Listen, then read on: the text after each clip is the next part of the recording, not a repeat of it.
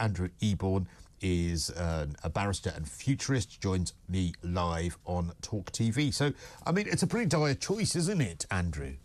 Oh, absolutely horrendous, Chris. And I love the way that you've been looking at this throughout the show. I've been following the polls as you go along, and you're absolutely right. I mean, reform, it's virtually all there, or spoil your ballots. I was also very interested in the poll which Ipsos has just put out with the latest viewing figures. Labour 41%, which is down 5% from November. Conservatives 24%, which is minus 1%. The Liberal Dems are up 1% to 13, and the Green Party is 9%, which is up 3. And basically, a lot of people are changing all the time. So what we need to look at. Can I just jump in, Andrew? Because I didn't hear reform in that. I don't know whether they've sort of lumped, and this is interesting, isn't it? Because they don't ask separately for that. What they've said is they put them under others. Now, others are sort of 10%. So I think you're right. If people did a poll based on your brilliant programme, you'd get 100% of the votes, wouldn't you? But I would, and I should be Prime Minister, and one day let's not rule it out. I would come and support you anytime, Crystal, and I think this is great.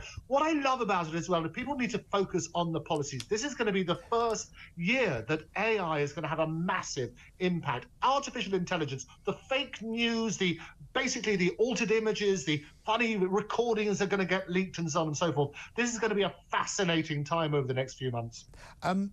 Where did those votes go then? You said that the Labour were down 5 to 41 in that poll. So is that about the margin that other has gone up, or are they spread out? It looks like it. And again, I would ask more questions, because I think reform should get their own little category at the moment, because in some polls they do. Sort of turning around if they're not going for one of those. A lot of people are saying on your social media they don't want to vote Labour if they've been Conservative in the past. So people are going over to reform, and people on Labour side saying, well, we don't want to vote Conservatives, but we quite like some of the policies of reform.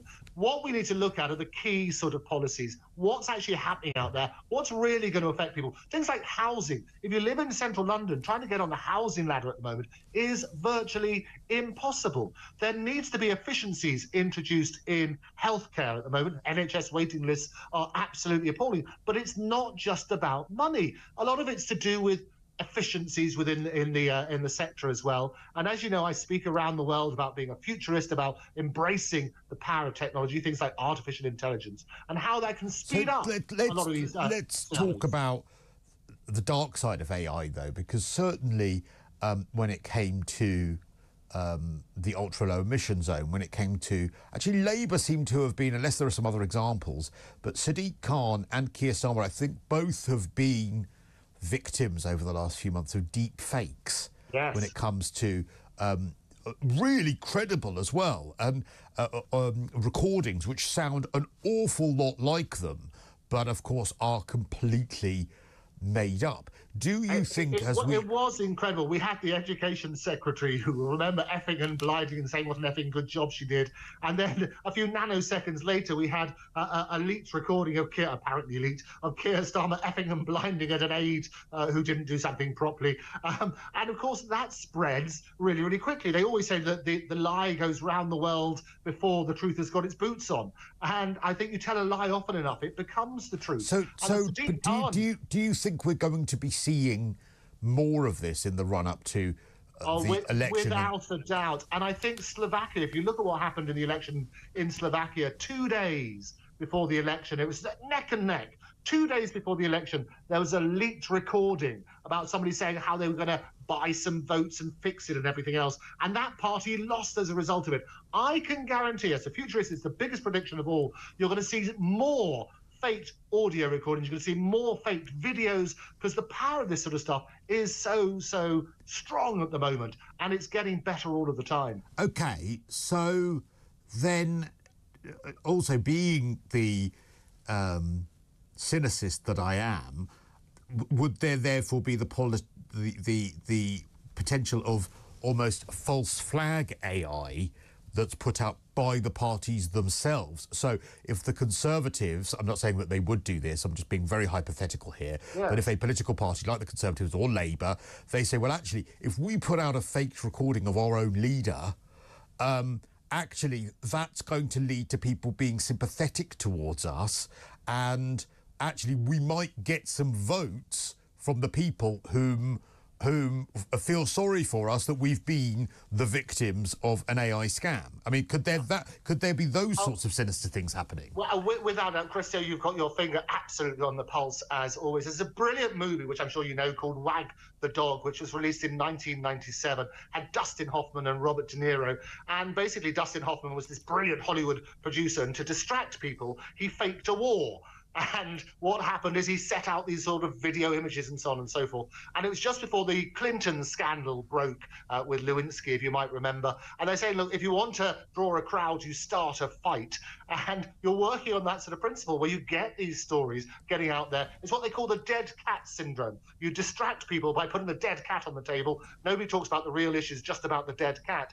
But there's also, as you rightly say, there's this well, it's a psychological term about rallying round the flag. If somebody turns around and has something bad said about them, all the people suddenly support them. A classic example of that is my poster boy for AI and fake news, the wonderful Donald Trump.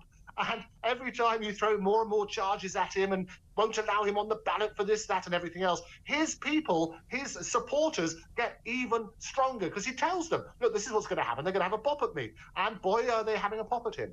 That's really interesting. So I wonder whether there will be that sort of strategy going on.